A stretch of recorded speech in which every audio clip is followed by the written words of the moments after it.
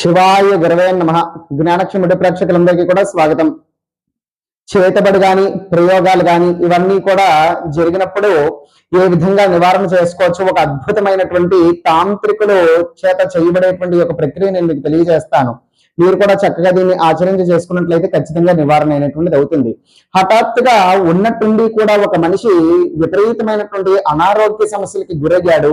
హఠాత్తుగా అతని యొక్క ఆర్థిక పరిస్థితి పడిపోయింది, కుటుంబ పరిస్థితులన్నీ కూడా మారిపోయి విపరీతమైన అనారోగ్య సమస్యల్లో అంతా కూడా విపరీతంగా కూడుకుపోయి చిక్కుకుపోయి ఉన్నారు అని అంటే, హఠాత్తుగా మారిపోయి ఉన్నాడు, మానసికంగా కుంగిపోయినాడు అంటే ఎన్ని మందులు వాడినా డాక్టర్లకు వెళ్ళినా కూడా ఏమాత్రమో కూడా వాళ్ళు చెప్పలేకపోతున్నారు, ఏమీ కూడా ఇబ్బంది లేదనేటువంటి విధంగా వాళ్ళు మాట్లాడుతున్నట్లయితే గనుక అప్పుడు ఏదైనా కూడా ఒక ప్రయోగం బారినో లేకపోతే ఒక దుష్టశక్తి బారినో లేకపోతే ఏదైనా కూడా ఒక ఆత్మ వంటివి కానీ గాలి వంటివి కానీ సోకేయనో లేకపోతే వాళ్ళ చుట్టూరా తిరుగుతుంది అనబడేటువంటి సూచనలు చాలా ఎక్కువగా ఉంటూ ఉంటాయి.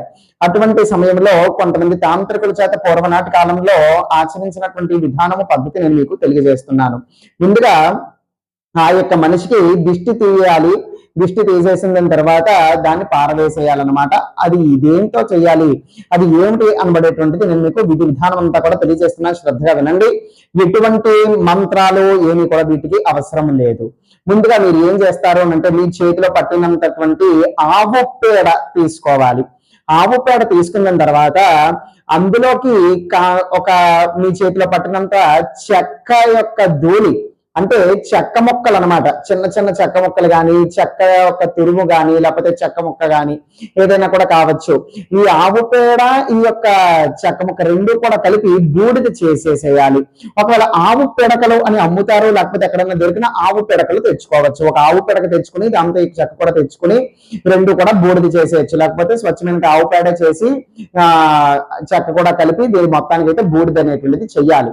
అయితే ఆ యొక్క భస్మం ఇప్పుడు తయారైంది కదా, చెక్క ఆవు పేడతో కలిపినటువంటి భస్మము, అందులోకి ఇప్పుడు మీరు సరిపడా నీళ్లు పోసి ఒక పేస్ట్ కింద తయారు చేసి ఒక ముద్ద, ఒక బాల్ కింద తయారు చేయవలసి ఉంటుంది.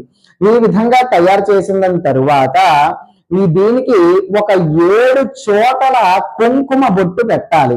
అంటే ఒకే చోట కాదు, కుంకుమ బొట్లు ఆ యొక్క బాల్ ఆ యొక్క ఉండ చుట్టూరా ఒక 7 మార్లు ఎక్కడైనా ఏ విధంగా అయినా పర్వాలేదు 7 బొట్లు పెట్టాలి కుంకుమతో.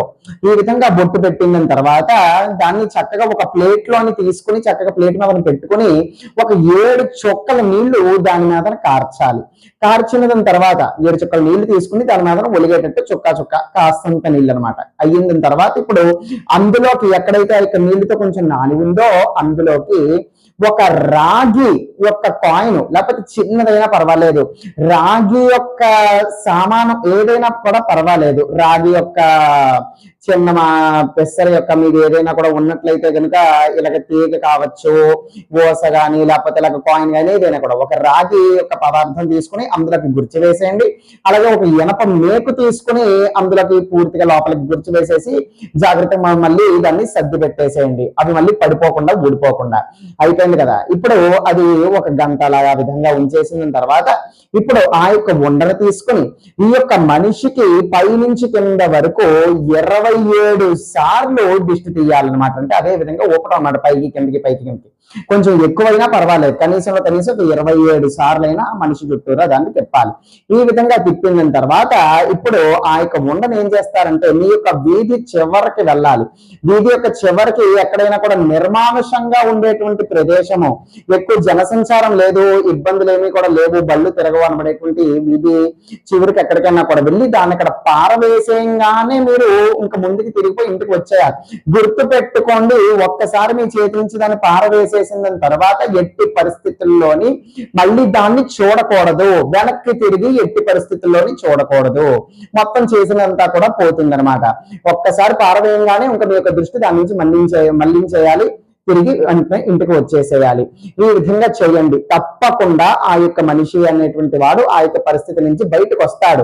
ఒకవేళ అది గనక చేతబడి గాని ప్రయోగం గాని గాలి గాని ఏదైనా దుష్టశక్తి గాని ఇటువంటి ప్రక్రియలు గాని ప్రయోగాలకి గాని ఆ యొక్క మనిషి గురైనట్లయితే గనుక తప్పకుండా అవన్నీ కూడా నివారణ అయిపోతాయి. ఒక్కసారికి జరగలేదు అంటే ఒక 3 సార్లు ఇదే విధమైన ప్రక్రియ చేయడానికి ప్రయత్నించండి.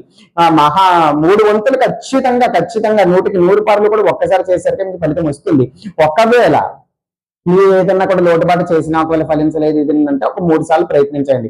ఏ రోజైనా కూడా చేయొచ్చు. సూర్యాస్తమయం అయిన తర్వాతే ఈ దిష్టి 27 సార్లు తీసి అది పారవేసి రావటం అనేటువంటిది మాత్రం సూర్యాస్తమయం అంటే సాయంత్రం 6:30 దాటిన తర్వాతే చెయ్యాలి. ఆ ఉండని తయారు చేసుకోవటం అనేటువంటిది మాత్రం పగలు అంతా కూడా మీరు దాన్ని అన్ని కూడా సేకరించి ఈ లోపు ఉండగా ఆ యొక్క మిశ్రమాన్ని తయారు చేసుకుని పెట్టుకోవచ్చు పగలు. కానీ దిష్టి తీసి పారవేసి రావటం సూర్యాస్తమయం తర్వాత ఆచరించవలసి ఉంటుంది. అద్భుతమైన ప్రయోజనం ఖచ్చితంగా ఉంటుంది. శుభార్పణమస్తు.